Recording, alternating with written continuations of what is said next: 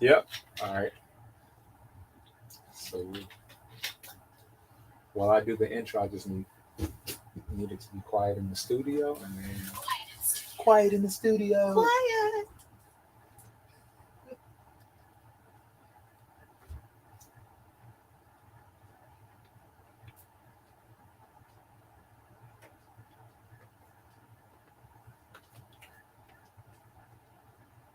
You're listening to KGBC 96.9 FM Oakland and streaming online at www.kgpc969.org. This is the Anything Can Happen show with Kenya Asa, Quezzy Dreams, and your man Cat Fitness, y'all. Hold on. Hey, you know what today is? What's today? You don't know what today is? No. Today is my birthday, y'all. And I'm fired up in the studio today. Yes. We got some amazing people. Actually, an amazing person in the studio. Well, we do have amazing people. We do have amazing people. Don't discount me and Quezzy. Okay, just because we have a totally rocking guest in the studio today. This is a queen I'm sitting next to right now. Yes, for sure. Just because of the work she does in our community. Mm-hmm. And sometimes, some people can be an unsung hero, right? Yeah. They go out there, they in the grind of things, they're doing all the work, and sometimes they don't get their flowers. Particularly Black women. I'm not griping or anything, but I'm a gripe. Because yes, we could always use more flowers. We're gonna give her flowers we don't really today. Need them because my birthday. She's gonna do it anyway. Amen. On my birthday, we're gonna give this woman, this queen, her flowers because of all the amazing work she's done and continues to do in our community. But first, we're gonna take some shots. Oh, did you bring tequila for your birthday? Come on, you know I brought something better than tequila. What's better than tequila? Got rejuvenate. Oh, I brought you some rejuvenate today. Some my elderberry, favorite. some elderberry blast. So, yes, Miss Tinisch, how you doing today? Happy birthday, Cat. Let's start with that. Yeah. I mean, what a privilege. I know. I knew this was going to be a special episode on my birthday. Yeah. So this is our elderberry blast, Cat Fitness elderberry blast, rejuvenate, sea moss gel. And I want you, because you never had it before, right? I have not, but I've been waiting on this. You've been waiting on this? You've been hearing great reviews about it? What? I've been following all the reviews. I've been seeing the taste test. Taste test. Yes. My son get you, has done the taste test. Yeah. Okay. We're going to get you. At home. We got our live viewers on IG right now, and I'm going to hit our TikTok, but I want you to tell our viewers what you think of the elderberry blast. Go ahead and take your first scoop. Okay. Yeah. We're tasting. I'm ready for this food. Okay. Ooh. Silence. Oh. If y'all can see her right now, she just lit up. Hold on. Yeah. They see her on the live. They see her on the live. There's some things I wasn't expecting about this, but Right? I'm pleasantly surprised. Man, what weren't you expecting? All the flavor. Yeah. Mm-hmm. You know how we do it. It's giving life. It's giving spice. It's giving. Uh-huh. It's giving health. I love it. You love it? Yes. It loves you back. Life, spice, and health. I love that. It's giving life. It's giving spice. It's giving health. Man, I need you as my spokeswoman. That's a new tagline. I can Yeah. keep eating this. Go ahead. You're supposed to keep eating this. That's all you. That is all yours. That's what I do. I have my jars. I'm a frequent purchaser, and I have my jars in the house, and I just eat. And I know I'm eating too much probably, but Kat was like, "Well, Eating too much? You can't eat too much. You can't eat too Yeah, much. That's all I needed to know. Yeah. No such thing. No such thing. But heck of good." with that being There. said, thank you for joining us. And it's Tinisch. Tinisch. Put some Tinisch. respect on that woman's name. Where's that from? There's a whole story I'm not gonna get into, but basically, That's what we're here anything that for. happens. Yeah. There was a debate between my parents for my name. Oh, My mother wanted to name me after my grandmother, whose name is Concepcion. It's So I what? had to call Concepcion. Concepcion. Yeah. that's Is she beautiful. Spanish? Puerto Rican. Oh, okay. I'm half Boricua. Hey, shout out. Hey. Then my father came with the name Tinisch. Okay. There was a little bit of a debate. Well, actually, somebody said just the name Tanisha. And my father was like, there are too many Tanishas. Yeah, a lot of Especially when I Tanishas. was born, that was a very popular name. And he was like, well, I think we'll go with Tinisch. Let's make it unique. Yeah, that's one cool. of one. That's cool. And so we went with Tinisch, and they gave the definition, means one made from love. One made from Oh, love. I love that. Is it That's true? beautiful. I think it shows up in my vibe. Okay. Yeah. Okay, I respect that. We feeling that vibe in the studio. today. Yeah, Mhm. Yeah, We yes. definitely feeling that vibe. a lot of love, a lot of love. Absolutely, absolutely. So outside the name is obviously a reason that you came to the show today, and a lot of things that you do in the community. Which one do you want to start with first? Let's start with love. Let's start with Yes. love. Okay. Let's start at the source. Let's start with love. All right, talk Love to us is a about source. love. Well, what about love? I mean, love is what brought me into this, right? Like, I didn't necessarily wake up with a plan like, oh, I want to become a community organizer, activist, do policy, or, like everything that I do, all the work that I'm connected to, the work that I'm leading, is all connected to love. It's love for our people, for Black people, for all people, wanting and believing that we are who we know we are. Mm. That we have the right, to be free, to be healthy, to love. Like, love is the highest vibration. So that's Speak on in it. all the work. Yeah, absolutely, absolutely. Can we have you give us just a overview, a little bit of what you do now? Like, because I really want to know. I mean, I know a little bit because I've done a little research, but our audience doesn't really know what it is that you do. And then it's so fascinating to me. And then I want to kind of get into how you got there, like what your journey was. All right. Let's start in the right place. So I wear a couple of hats. One is I'm the Executive Director of Californians for Safety and Justice, which is an organization that's about 10 years old now. We are now part of the Alliance for Safety and Justice, which is a national organization. But we started off the work here in California. The work our organization does is we push the state of California to new public safety strategies instead of relying on jails, prison, and policing. Wow. Wow. We do that a couple of different ways, by pushing laws that decarcerate. We want to get people out of jail and prison. Wow. And come up with the right responses to deal with the root of the problem, right? So we have unaddressed trauma. We have folks who are lacking stability. Mental health is a big issue. Yeah, poverty, right? Like, we want our investments, our tax dollars, our energy to be directed towards the root of the issue, and to heal our people, right? Because if the system we can clearly see it hasn't been working the way they've implemented it so far, right? Because the cycle keeps on repeating itself. Absolutely. So why keep on doing the same thing over and over again? But isn't it working a little bit the way exactly the way it was designed to? The way it was designed. Good point, sis. Because if this country can send millions of dollars to other countries to aid, to aid in what they're trying to achieve. Poverty. Why? But weapons and things like that. Why can't we have appropriate? And I'm in the mental health field, and I have a workshop coming on mental health and youth and stuff like that.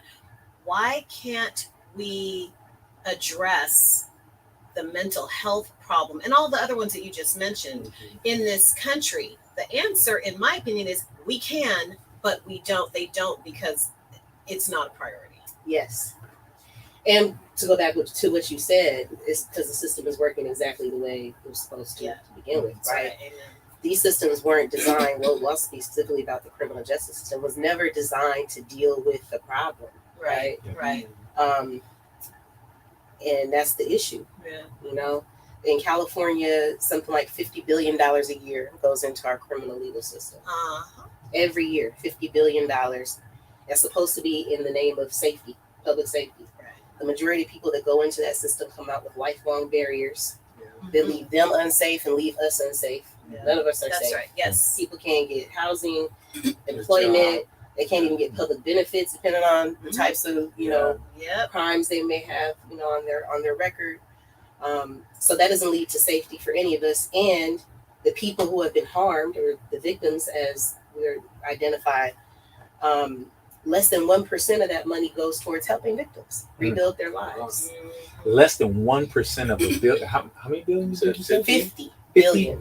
Less than 1%. Right. Wow. And so, I mean, the problem is multi-layered. Yes. You know, we've got the problem that we have the crime to begin with, and the reasons why certain people commit certain crimes. They're not always violent criminals. Sometimes they're just trying to make ends meet. And then there are other people, the people on the other end, on the other side of the crime, the victims, the survivors, if you will, that then don't have the lift up that they might need because we're too busy throwing money at things that don't serve our community at all. Yeah. You know? Well, and especially if we're talking about Black people and people of color and marginalized people in our communities, the victims of crime and the people who may be committing crime are often the same people. It just depends on where you meet them in their life, in their journey. Absolutely. So if that, number one, we got a lot of crisis in our communities. Systems also create crisis because they're not responding to any of our needs the way that they should be, or the way that we hope that they would, right? So crisis becomes crime. And then some of the people who are caught into these systems, whether they are identified as a victim or someone who may have committed a crime, if you drill down far enough, you're going to see the commonalities in our community. So that's why I started this conversation about love being the vibration for this work, because the policies that we work on is really a love letter, right? Back to our people. Like, this is what we want. This is what we want to see for our people, right? We want to see people have the opportunity to heal. We want to make sure that people's basic needs are being met. We want to give, people an opportunity to rebuild their lives and then help restore their communities. That's how we get to safety. And then exposing a certain community to things that they haven't been exposed to in life. You know what I'm saying? Yes. Like, even when you came to the Heal the Hood event earlier this summer, it's dope having those conversations in those communities where a lot of time, growing up, we weren't empowered to understand we control more of our health issues than, is presented to us. Yes. Right? You started Black Wallstreet as well, or SF Black Wallstreet. You know what I'm saying? So empowering the community with financial literacy. We were just talking to one of the brothers that does an episode here for financial literacy, and just talking about things that weren't common conversations growing up, of how to manage your credit, how to get business credit. What does that look like? How to utilize that? How, you know what I'm saying? How to empower yourself with all these tools. You're playing a game and not knowing the rules of the game that you're playing. Yes. 1,000%. 1,000%. I mean, I'm so proud and honored of the work that SF Black Wallstreet is doing, to be one of the 7 co-founders. And it is exactly that, right? So when I think about the connection between my 9-to-5 work and this, we're fighting against systems that benefit off of Black people being disenfranchised and in poverty and in pain, specifically our trauma, like an economic benefit, a whole system. Billion-dollar Billions. Billion-dollar One industries. system we talking about, not all. We even got into health and education. You keep going, right? And so for us, with for SF Black Wallstreet, it was really about making sure that we built back our Black economic infrastructure in San Francisco. We want to make sure that people, all the things we talked about, have stability, have the option to build, a future for themselves and for their families, that our history, and our contribution to the culture is respected, and that we build our own systems, right? Like, we're trying to replace the systems that benefit off of us. We're trying to create our own system. So we have a pipeline and a pathway to home ownership, a pathway to entrepreneurship. We're doing business with each other. We educate each other on how to get contracts to do business with the city and other entities, so we can keep building, and then culture, for San Francisco to not recognize. I mean, I'm a city native, went to SF Public Schools most of my life.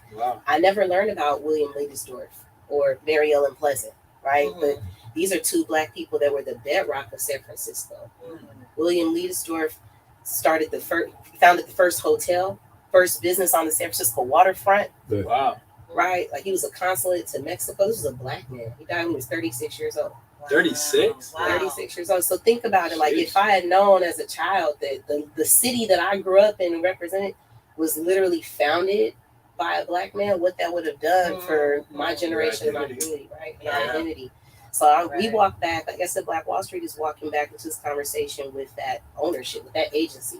Like we helped build literally the foundation of this city. Yeah, I see. I see. That's the work that we're doing now. That's really powerful. So I have a question for you that's more of a more personal leaning, but I would say a lot of people in our community who will at least say they love our community, right? Or say they love our people, or say that they care to make change, and you're actually doing it, right? So what would you say separates you from all the people who just talk about it? Impact. It's 1,000% about impact. There are a lot of people who love the community. We love each other. And some people don't necessarily know how to take that love and produce an impact.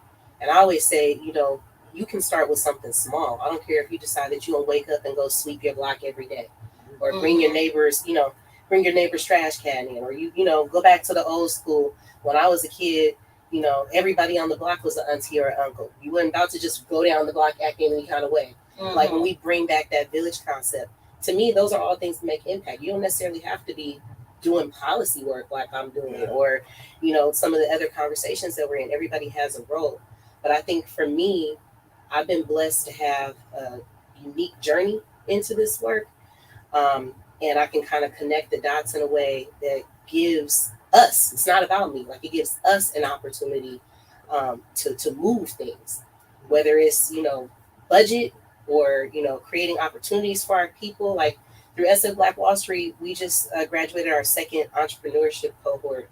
24 Black men completed our program. Each of them got $11,000 grants for their businesses.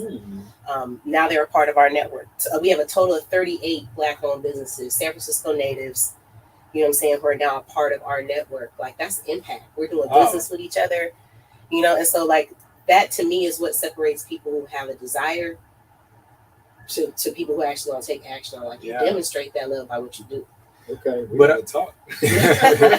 But I think a key thing, one of the key things that you said was no matter how big or how small. Yes. I remember back in the day, like we had parents in the community that like after school, like a couple of dads come out and get us kids together, and like it'd be an open field where they haven't developed any houses, and take us over there and play baseball with us. Right. To keep us busy, keep us doing something positive. Versus, nowadays, like you said, we don't really know our neighbors. We don't really know our community sometimes. We're disengaged. Not as much. You know what I'm saying? Like I see kids, it's so funny because I'm still one of those dads that take my kid outside, play tag, do things like that in front of the house. And I'll see parents with their kids driving, but I don't never see kids in the neighborhood like playing. Interesting. You know what I'm saying? They go from school or activities into the house, and they normally like kind of just stay in the house and play their video games and stuff like that. And the parents, some of the parents, like some of my neighbors, they do come out and we speak and everything like that, but then some just close themselves off. They don't want to be, they don't want to partake in those activities. So what would be something that you would recommend to, build that community, that relationship with your neighbors? What were some of your suggestions? Yeah, I think, you got to recognize the value of connection right now. Like it's important, especially coming out of this pandemic. There's so much that's shifted about our culture. But like I said, it can start small. Like conversation goes a long way. And I think a lot of it has to do with people trying to keep themselves and their kids and their families or their unit safe. Like, let me just keep this little container because I know I can deal with this container. I don't know if I can deal with everybody else. Right? But that's literally how we thrive, right? So I think one is just, taking a small step. Any act of kindness matters. Get involved in something that you're passionate about. Find something, like you said, it could be a small hobby like the one that you have with your kids, like playing tag. Just throwing that invite out, like, hey, I see y'all sliding down the street all the time. If you ever out, if you ever home, you want to come outside, come hang out, right? But yeah, that it's too many of our neighborhoods don't feel like neighborhoods anymore. Whether you live in a somewhat safer suburban environment or an environment. I came in with a t-shirt, make the hood great again. To me, the hood is great, right? But not everybody's having a great experience in the hood. Right. So, what can we do to make that experience better for each other? That's the question we gotta ask. And I think also too, there's with a lot of parents, there's so much suspicion, what we see in the news and the media, and it's all doom and gloom. Yeah. Always, everybody. And I was a children's social worker for a lot of years, right? So I'm a retired social worker. And so I have a suspicious mind. Yep. Because I'm always thinking to myself, that person could be a child molester. When they're probably just walking down the street trying to mind their business, And so there is a lot of fear, just like everything else in our society. We live in and that's how we're often controlled. Our communities are controlled by fear. Everything is pushing a fear-based narrative, and so we, especially divide and conquer. Yes. Because even me and my mom were talking recently about how when she was growing up, they knew everybody in their neighborhood, everybody across the street, all the kids knew each other, and they were connected in some way, shape, or form. And the fear, there was a lot of problems back in those days. But there wasn't as much fear because there was more of a unity mindset. And it was more accountability because if you did something, you knew it was going to get back to your yes, parents. You know what I'm saying? Yes. Like the neighbor seen you doing something out of pocket down the block, and now you're like, oh man, they seen it. They're going to tell my mom or my dad. Right. That's right. So I got to be on my P's and Q's. You know what I'm saying? So there's a level of accountability that comes with that. I think in Black, that's very common in Black communities, going all the way back to our roots. Yep. But we have assimilated so much in this country to other cultures where, people are kind of like, don't talk to me about my child. My child is this, that, and the other. Little Junior is perfect, or whatever. And so then there's no kind of auntyism. Yeah. Yeah. That's interesting. Like being a city native, when would you say you saw the biggest shift away from that more community perspective or community nature to like individualistic? The war on drugs. Oh my goodness. Like the 80s? The 80s. Like the 90s is when you really started seeing it slow. And then I think in San Francisco specifically, there was the whole redevelopment phase where a lot of our Black communities were, displaced. Yeah, disbanded. And then there was the war on drugs. A lot of our men, a lot of our family members, specifically our men, if they didn't die on the streets, they went to jail or prison for a long time. And that unfortunately is still going on. The effects of that still being felt. But that definitely fractured our community, our sense of community. And then gentrification. We got a bunch of people moving into our communities who don't share the same values. That see us as part of the problem, the blight, a problem to be managed. And we adopted a lot of that thinking about each other. Yes. Right. And so believe in the hype. Yeah, believe in the hype. And I always say this, especially when I talk about safety, that's why it's so important, is because a lot of, especially coming out of those traumatic experiences, like the war on drugs was a traumatic experience for Black people. We're still carrying it. Yes, right? Absolutely. But coming out of those traumatic experiences, so many of our people, felt like we couldn't trust each other. There was a lot of fear of what could happen because everything was in jeopardy. Your housing's in jeopardy. Your stability is in jeopardy. Your kids, nobody's safe. So it all comes back to safety. And it's like when you know that you can't rely on the systems, you can't call 911 if you had a problem because something else might happen. Might be another level of danger, right? Okay. So when we don't really feel safe, we come to our own devices. We used to have our own safety protocols, like you said. You got aunties, the whole block, uncles. Everybody's watching you. Right, everybody's gonna get on you. So once we lost that, then it became every man for himself. The rules of engagement are very different. That's right. And when there is a problem or a conflict or a crisis, people don't respond to it based on where they are. When you're dealing with people who are experiencing chronic, perpetual trauma, a lot of what happens out of fear it happens out of a traumatic response. It happens out of unhealed, unhealed energy, unresolved conflicts. So whereas in their mind, they think they're doing this to keep themselves or their family or their Black or community safe, it's just feeding into a cycle. But nobody explains it that way. They like to say Black on Black crime. Uh-huh. Right. That's real. Nobody explains it that way. And so it keeps putting the ownership back on us. The accountability is on us, but the accountability is for us to recognize that's why our community is the way it is right now. Yeah. Why our neighborhood concept is so broken, but it's still there. Because look, you pulling up and doing Heal the Hood. Yeah. Like when we're showing up Black Wall Street comes, we bring our communities together all the time. And I think it's just reassuring each other, like, it is safe. It's okay. When I see your baby, that's my baby. Come over here. Right. What you doing down here? Right. You know what I'm saying? Right. Like, Absolutely. I want you to feel that auntie energy when I pop up somewhere. Exactly. And vice versa. I want you to feel that safety when you see me. Like, oh, I know there's Auntie Tinisch, there's TT. I'm gonna come see what she, like, we need to bring that back. Yeah, and we are. And we see Californians for Safety and Justice, and like you said, SF Black Wallstreet being very intentional about that. Yes. And my next question is, as a Black woman, like, how do you feel as a Black woman doing this work? It's very interesting, like for Californians for Safety and Justice, because the big focus of our work is criminal justice reform. And I'm not somebody who's been to jail or prison personally, but the majority of, people in my family are directly impacted. And then as a survivor, I lost 2 brothers to gun violence. In the city, in the community we grew up in, different circumstances, but, I've lost people. And I was doing this work way before I, lost my 2 brothers, but to carry those experiences into a conversation about why we need to change policy and move resources as a Black woman, I feel very honored, but it's a very heavy weight. It's a very heavy weight, sometimes it still feels like we have, even though all the stats and data show who's most impacted by this, sometimes it still feels challenging to say Black people, right, are impacted. Black families, Black victims, right?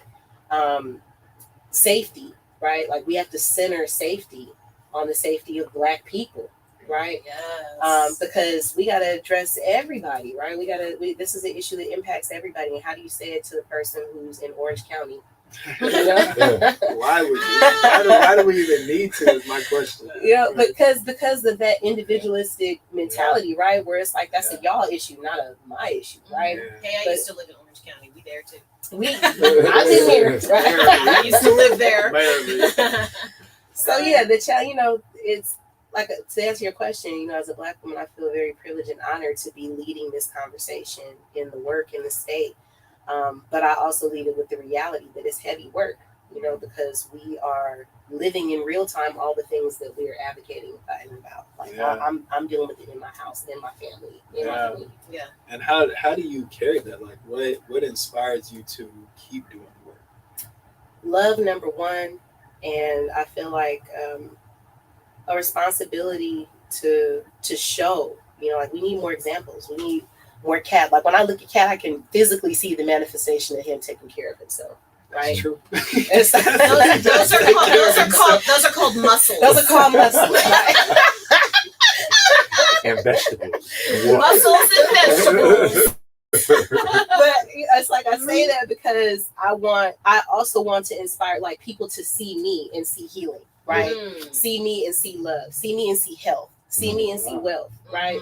I want more of us to be able to do that. So that's what keeps me in it. I want to inspire my family, the people closest to me. Like, we are still dealing with very heavy, very recent trauma all the time, And I feel like it's on me to get up every day and show them, like, and we're moving.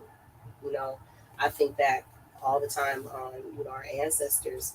They didn't necessarily have therapists and people they could sit down and process and unpack the things that they were experiencing. Community, though. They had a community. Yes, that's right. Wow, that's deep. That's deep. So we got about 60 seconds left before our mid-show break. I have a question for you about joy, right? And that might be better for the second half of the show. But if you could at least start answering, like, how important is it for you to incorporate joy into this work that's centered around, like, healing and traumas and things of that nature, but is joy an important part of the work? And if so, how you incorporate it? It's the core. Like Black joy is freedom. That's it right there for me. So I like to have fun. Black Wall Street likes to have fun. Like, I'm performing in a show in October. Performing? What you doing? You sing. We might have to have you sing. The karaoke crew has now turned into a formal group, and we're singing in a show. But joy is important. What y'all singing? I'll say more about that. What y'all singing? Is there a couple songs we're singing? No, What y'all doing? a little escape, a little. Hey. I know that's right. Okay. We're gonna hear some more about that. We'll hear some more about that. But you're listening to KGPC 96.9 FM Oakland and streaming online at www.kgpc969.org. This is the Anything Can Happen show. Catch us live at ach.show. That's at ach.show on Instagram. But definitely stay tuned. We have some incredible stuff lined up for the second half. But first, we have our mid-show artist, Duran the Rapper. Stay tuned.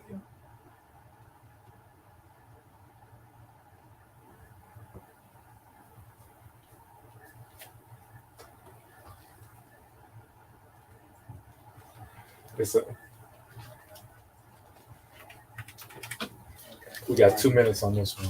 2 minutes. Yeah, this one. These rappers making A 2 minute snippet song. songs. Man, they're just putting out content now. A 2 minute Songs song. in the world. All right. You need some water or anything? Good. This is dope. Awesome. Yeah. So, I mean, man, so far, This is awesome. really dope. Yeah. So, also, if you know anybody for this kind of format of show, we're always taking suggestions. It's a lot of the people that we have come in here is word of mouth. Mm-hmm. Yeah. We're on like our 50th episode, or above 50, like 54th episode in the studio. Mhm. But it's all just people doing the same kind of work. Whether it's artists, we had Gunna come in here. Gunna Goes Global Oh, yeah. come in here. Like he does the music, but he's also very conscious of what he's doing. I'm working on a project with Gunna right Yeah. now. Yeah. Like I really appreciate what that brother's doing in the community with the music For sure. and having that other narrative. Like, man, it's time to wake up. We need to have Yes. these new conversations in the community. For sure. But yeah, whether it's an artist, a business owner, whatever the case may be, we just want to have more of these conversations in the community. Got it. Yeah, I definitely have some people in mind to shoot you some names. Okay. Yeah. Great. You gonna bring us back? We got 20 seconds. 20 seconds. Yeah. That was fast. Yeah.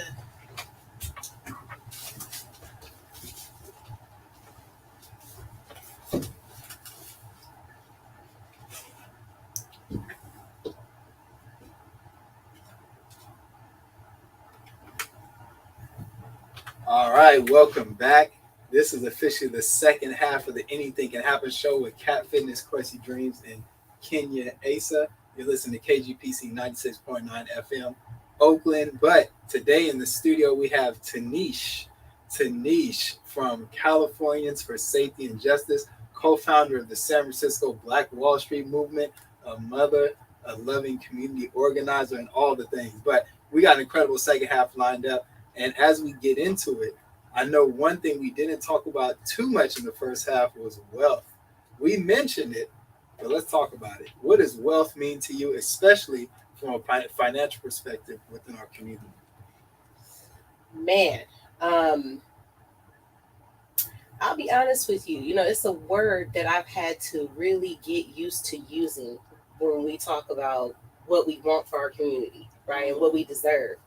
But wealth to me symbolizes more freedom, options. Can you speak on that a little bit more? Because I'm, being an entrepreneur and a business owner, it's like with the amount of time and freedom I want to spend with my family and doing projects that I'm very inspired to do, like people don't think along those lines because they normally think from a 9-to-5 standpoint, right? Like what? Like, can you just speak on that a little bit more? Please. Yeah. About the freedom? Yeah, the freedom. I mean, I'm so inspired. My sis, Tiffany Carter, who's the owner of Booge Cali Creole Deli, she's one of the co-founders, talks a lot about entrepreneurship, giving her freedom. And, I'm a person who had a very unconventional route into the work that I do now as an organizer. Well, at least starting as an organizer, I didn't necessarily focus on the entrepreneurship side, but my father was still is, right? He's an entrepreneur my entire life, never worked for anyone. Wow. Wow. That's beautiful. So I had that example in front of me, right? And I seen exactly what you said, like, the sacrifices, the time, the energy. But what I understand now about what my father was building was he was building options for himself. Like he was building the agency for himself for what his future was going to look like, Whereas for me, I did different work, and then I ended up working in the city and county for over a decade. For me, I was like, okay, now I got my stability. Yeah. Like I got a salary, got a pension, my kids got benefits till they 26 and they on their own. What was the trade-off? The trade-off was not having that agency to lead the way that I felt like I needed to or wanted to. I had somebody else's agenda, somebody else's script, somebody else's goals, metrics, right? Their worth on your life. Their worth on my life, my time, the things that were important to me. I had to sacrifice not being there for my kids in certain times. It's heartbreaking. It is, but I know that some of those same sacrifices can be made or need to be made or necessary when you're building as an entrepreneur or you have your own, right? Just a shorter amount of time. If you do it right. Exactly. But it's the options that you're working for, right? It's the options and that the agency and the freedom. And for me, for a lot of us, we have a lot of financial trauma in our community. We were commodities. Yes. We were brought to this country as commodities, right? Yeah. For a lot longer than we've been quote unquote free. Exactly. It's real. And it's still in us like that. That's why I said even saying wealth as a priority for us, for me, a goal and how we define fighting it. Words. Yeah. What you mean I'm valuable? Exactly. It's like, no, wealth. You know what I'm saying? Like, no, we're not just coming here to be stable. I think for so many of us, that was it. Like, I'm stable. Survival, right? Like, no, I want to thrive. Yeah, I deserve that too. I want options. People ask me, like, well, you're finally reaching a point in your life where you can choose. Do you want to stay in San Francisco? Do you want to move here? You want to move there? And I'm like, I want options. I want a house here, here. You know what I'm saying? I want to be able to go live here for 3 months, rent my property out, invest, whatever it is I want to do. Those options are what I'm working for, right? That's what I want to inspire our people to see, that we have those options and that building wealth. We were often trained or raised to not think that we had options. I mean, I know I was raised, get a government job. I had options. I'll tell you my options. What were your options? Join the military. Right. Get a good job, a 9-to-5 job with corporate America, or go to school. Right. Those are the three options my dad told me. Right. And which of those did you do? Which of those did you do, Kat? Well, I went to school at first because I wanted to further my football career. Yeah. And when that wasn't an option, then I went to go join the military. And luckily, my recruiter was a solid dude and was honest with me, because I'm gonna be very clear about this. So the dude that was my recruiter, he told me, I asked him because my first son was about to be born, right? And I was like, well, this is the due date. I was like, what's gonna happen if I'm on, basic training or boot camp, and my son, I find out she's going into labor and stuff like that. How do I get back? Like back? Yeah. Back. What you mean back? And he was like, I can't promise you'll be back in time for your son to be born, right? And that was key to me at that time. I was like, no, I want to be here when my son is born. I want to experience that. Right. And he was like, he was like, yeah, I can't promise you. Sure. Well, so and a lot of people, honesty. But he says a lot of recruiters will sell people's dreams. Right. They'll be like, don't worry about it. We'll get you back. We'll get you back. And that got checked off the list, and then I joined corporate America for 10 years until I became an entrepreneur myself. Oh, good. Well, it was what only impact 10 did years. that have on your health? Oh, man. Man. We don't even need to. 10 years of not taking care of myself or any self-care. I became overweight. I became depressed. I started suffering from anxiety, all these things. And then I had to, once I started realizing I was doing this to myself, you know what I'm saying? I had options. I could make this change. Well, and you had it in you to know that. You figured that out for yourself. But I had the same problem. Yeah. I was doing a child abuse investigation right? And then my hair started falling out. I had like a bald spot, you guys, on the top of my head. I mean, the stress was so intense that, but I was still encouraged to stay. I was still even telling my mom, you know, this is horrible and this job is so hard, and going to work every single day my whole life was child abuse, you know, and she was like, well, you know, that's just, it is what it is, you know, stay in that job till you're 65. The benefits are great, you know, but but there was so much, like we were just saying a little while ago, mental health stuff that goes unaddressed. And especially if you are in that field, you're expected to just do that work and not really address what it does to you and your vicarious trauma, you know. And so, you know, so like Kat, you know, I had to make my own decision and get out while the getting was good, get out while I still had hair on my head. Not everybody does. Not everybody does. Let me ask you this, Tinisch. What do you think of the saying that, because we're talking about the benefits of entrepreneurship. Everybody in this room is an entrepreneur. My wife and I are in business together, right? We're going to talk about some financial things, right? But what do you think of the saying that entrepreneurship isn't for everybody? It's not. Took the words right out of my mouth. No cheating. Took the words right out of my mouth. You know, it's not for everyone, right? Like, it takes a certain type of mindset, dedication, emotional maturity. We're fighting words. Ups and downs. We had DB Bedford in the business talking about emotional intelligence. Oh, yes. You had the right one. Yeah, but that all those things are necessary to go through that journey, because, you know, people get very idealistic about what it means to start your own business. And, you know, it's ugly. It is. It is ugly. It is. Oh, my goodness. You know, we have all the entrepreneurs that came through our cohort, you know, just hearing them, like, our people have so many amazing ideas, and sometimes they come and bring all the ideas, right? Like, one of them gonna hit. I don't know which one it is, but one of them gonna hit. It's throw it all against the wall and see what's it's like, bro, you can't run 4 businesses in this one. Like, you gotta pick one and do it well.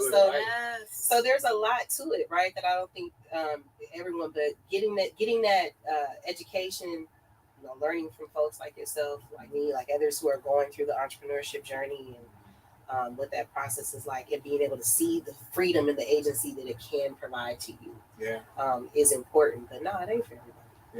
Yeah. So what would you recommend to people who, and this is kind of an age-old question, but what would you recommend to people who may not be ready for the entrepreneurship journey, but are looking for ways to have more freedom in their life, especially from a financial perspective? Like, what would you recommend? You know, I tap back into what happened during the pandemic. Right? I think that was a really good example, right? Like, for people who were, you know, usually in the streets for their 9 to 5 and then had to sit at home, it was hard. That's a whole nother conversation, right? But a lot of people started tapping into their passion and their talents. That's right. Sure and then they turned them into businesses. Some of them actually turned them into businesses. 6 and 7 figure businesses. Like in a year. I even think about, like, the artists, a lot of artists, you know, musicians, rap folks that in the music community, music industry, that we thought, okay, well, you know, this hit, but y'all will be all right. Like, they had to get creative. Yeah, they couldn't do their shows. That's where they get their money. Right. So think about we gotta start going live. Yes. MIG Live. Because we was glued to them IG Versus. IG Live. Versus. Versus. Early days when it was still crackling on the screen.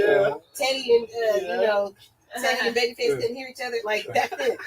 So there was a lot of innovation, you know, that got me through. Revitalized his whole career. Yes. You know, so it's like, like, taking that time to tap into your passion doesn't necessarily have to be with the immediate goal of, like, I'm gonna get rich off this and this is gonna be the one, right? But it's like, what are you passionate about that you can really keep building, you know? Invest your time and energy and perfect your craft, share it with people. You know, so many of our people have those talents, have that innovation, you know, that creativity, but they never see it as an opportunity for themselves. And I think the pandemic was a good example, you know, of what we saw from people. For some people. Sure. Like 70 pounds during the pandemic. Oh, my goodness. Bored. Yes. Bored in the house. So that brings me to the next topic. What do you do? Because you have so much on your plate, right? What do you do on a daily basis to pour into yourself before you pour back into the community? Okay. I just went through it. That's You the went community there. organizer. That's the one. Yes. Yes, it is. Yes, Kat knew That's the community Pour into organizer myself. pause. Kat knew. What do you mean? Dangerous. Kat knew I was thinking the same thing. We're on the same We're on the same mindset. frequency Just right here. self-care, yes. Okay, so I'm gonna tell y'all. Like, one is I've been committed to therapy. I went 2 years straight, and my therapist actually closed their practice. So What? pandemic was too much, I guess. Yeah. Anyway, so I made a commitment to myself, right, to do something for my mind, body, and spirit every day. What does that look like? Yes. If you can kind of just, you don't have to go into great detail, but you know. It includes things like making time. I'm not great at meditation. I'm gonna just keep it real. Not yet. Yeah. But I stay Consistent. Yeah. Right. So it might be going on like the inside timer, taking some time I like for myself. it. Yeah. I mean, I make myself go to the gym a couple times a week in my apartment complex, or I go take a walk. I love hiking. Yeah. Used to be a part of Pretty Girls Hike. Shout out to my girl Jazz. Okay. Just music. It's always been a healing property for me. I love to sing, so finding things that bring me joy. That's why Thursday nights is karaoke night. I don't care what I'm doing. You're gonna go sing I'm you some going to karaoke. My karaoke bar shut down during the pandemic. See? So I haven't been to karaoke at all. So I'm gonna need to know where that is Yeah, because my where karaoke bar shut down. You got karaoke tonight? Thursday nights at Cafe Envy with Miss Parker. Where's that? 1701 Yosemite. Y'all better pull up. That's a whole show now. Like Is it's that turned in the into a city? thing. It's in the city. Nice. Yes. Nice. Okay. In the city. But yeah, just being with my people, like being very intentional about that. Like this is not work, because I know how it is. For those of us who do whatever role we play in community, right? Like people see us as a vessel. And they want to come and talk, and I'm very intentional. Like we might be doing that, but I'm here to have fun. Yeah. We're gonna have fun right now, right? Yeah. I'm gonna come back to that thing, that you need help with, and I think people respect that. Like, you know what? We're here to have fun. We're gonna have a good time right You gotta now. have your boundaries. Gotta have boundaries. So yeah. That's powerful. That's Yeah, powerful. love And that. what would you say, just going back to the entrepreneurship, right? So looking at challenges and blessings, right? So what would you say is the biggest challenge, either during the pandemic or in general, the biggest challenges you've experienced that you had to overcome, and also the biggest blessing that you might not have anticipated that came from your current job? So I think on the entrepreneurship tip for me, because I do have a consultancy business. Wow. One, You do a lot. I do. Can you, before you answer, what do you mean by consultancy business? So for years, for the work that I've been doing, people would always tap in with me to do certain projects, strategic planning, facilitation, leading different types of trainings and diversity, different things like that. I never saw it as a business, right? I never treated it as a business. I was always just, independent contractor doing things. But then I started looking at like my track record of the work and the things I've been able to influence and build. Like I've built whole organizations that exist that my name's not even on, right? Or programs, literally designing programs and things. I'm like, okay, so I need to formalize this, right? So I've created my business, and I think one of the biggest challenges for me personally was seeing the value of my business, right? Like there's a lot of people that do a lot of things. We might all be in industries that there are hundreds of businesses that do what we do, but what makes your business, Exactly. what your contribution, right? Like what makes that valuable, and then how do you assign the value to that? What's your worth in it? What makes you stand out? What too? makes you Because, stand yeah, out? like you said, there's so many people doing Yeah. that one thing. Finding your niche. Finding right. your niche. And then, if you're a person that has a lot of brands, like, again, we wear a lot of hats and different things, like, how do you distinguish your business voice, your brand, what you're offering from all these other things? Or how do they complement each other? Like, you got to be intentional about that, too. So for me, it's been a lot of learning. It's been a lot of learning through doing, but also learning by looking at other successful businesses and people that I respect and admire. And not putting myself in a box, kind of going back to the pandemic, example. There's so much innovation, so much I've learned throughout my career that can fit into what I see myself doing when I transition out of my roles. I don't expect to be, doing what I'm doing 5 years from now or 10 years from now. I used to have that mindset when I worked for the city and county. Like, I'm just going to progress, keep applying, but it's like now, because I am an entrepreneur, now because I'm in so many different spaces and being intentional about that, I have some agency on what I'm creating for myself in the future. I can see myself doing something other than what I'm doing right now, right? So I think that's the benefit. What would you tell somebody that, it's so funny because if somebody sees you doing it, they'll be like, oh, well, Tanisha's already doing it. I can't do it because she already has that lane, right? For people that have that typical mindset, because like you go into certain communities, you could go down international and see like 20 taco trucks. Exactly. Every other block, right? And they all making money. Right. Yeah. Right. Because it doesn't stop them from making a different kind of taco. That's right. Than the guy next to them. That's right. But sometimes in our community, we see somebody doing something or in a certain lane, and some of us get discouraged because we feel like, I don't want to bite off this person, or I don't want to, see like I'm taking their idea. But what are your thoughts on that? I think your taco truck example was a perfect one, right? Like, when you go other places where you see people of color, like we create marketplaces. And you go into that marketplace, you're going to have 70 businesses that are doing the same thing, right? Yeah. You go to another country, some countries you go to, people, it's 50 people on the corner trying to sell you water. They all selling the same water. It don't matter.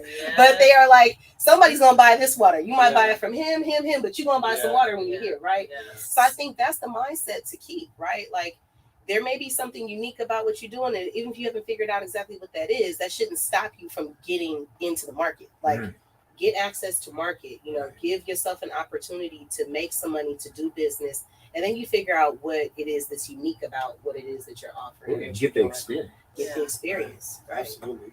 So we're coming to the close of our show. We do have a couple minutes left. Of course, we want to get your socials, your tags, how people can get in touch with you. But my question is, going back to the personal perspective, you mentioned off mic that you're a mother, right? And the mother to at least, I heard it, an 18-year-old. But what has that experience been like? Because it sounds like you're a mother and auntie to the community as well, right? So how do you balance those, being somebody who serves others but also has a God-given child that you're also serving?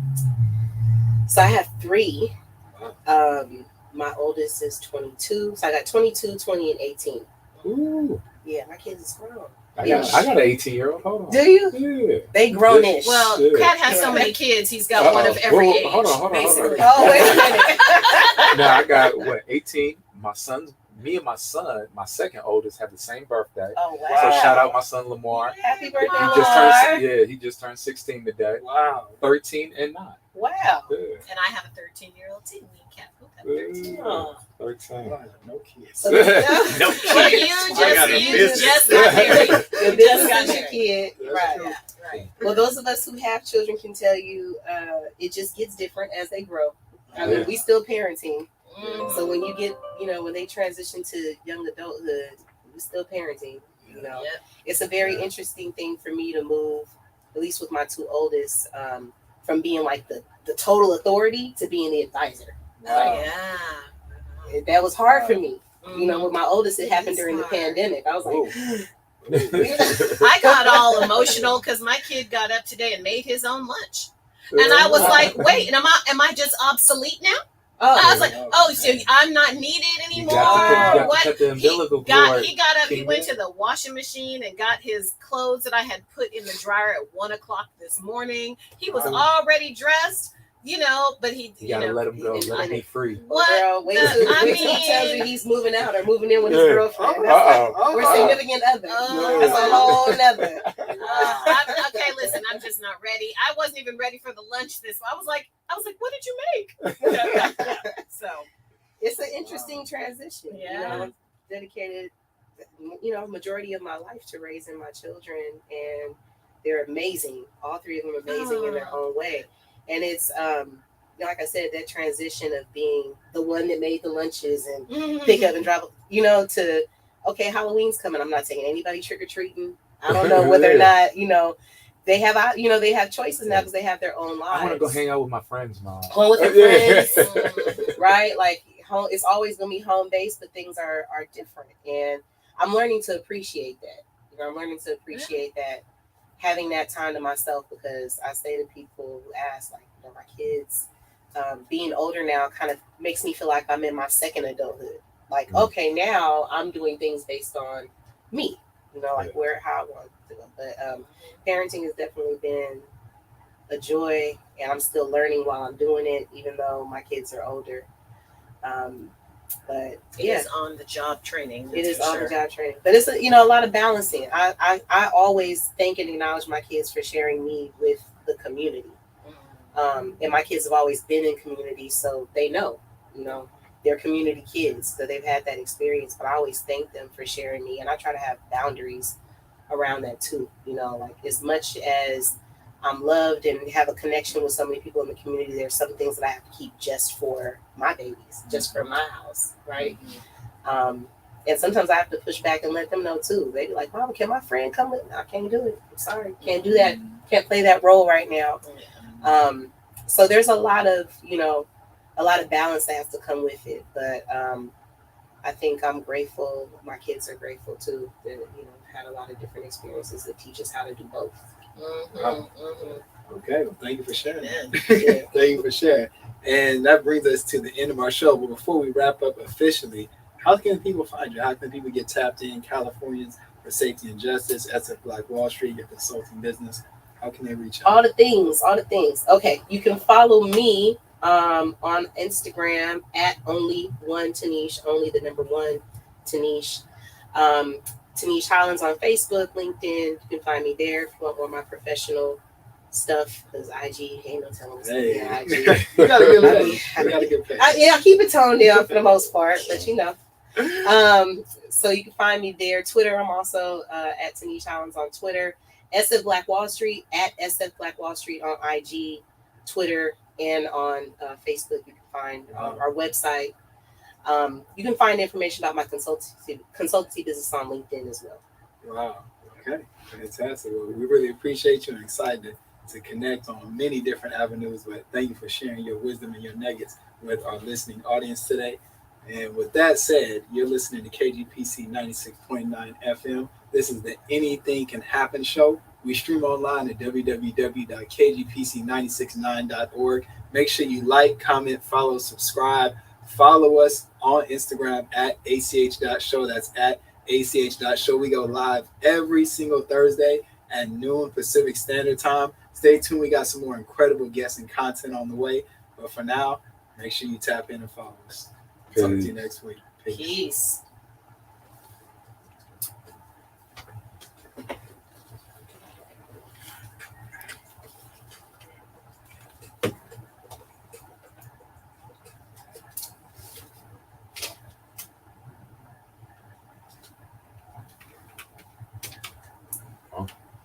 Awesome. Yeah. I just found you on LinkedIn, so I'm going to follow you right now. Wonderful.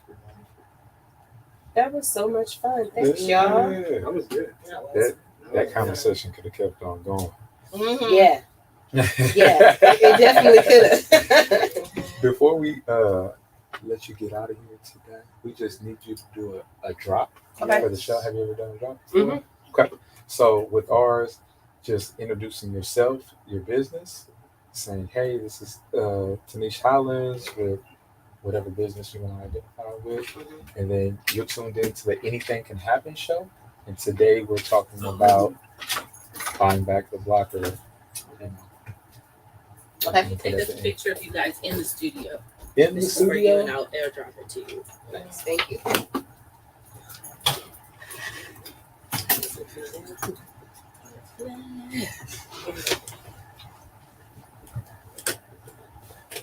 Good episode.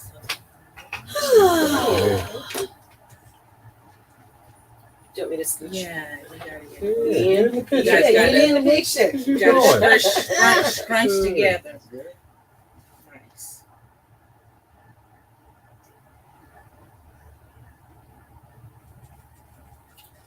Oh, That's all like 100. Yeah. I always do that because you just never know if somebody you're taking a picture of somebody blinks, you can catch them before they blink. Ah. Appreciate that. If you just waited, I'm gonna snap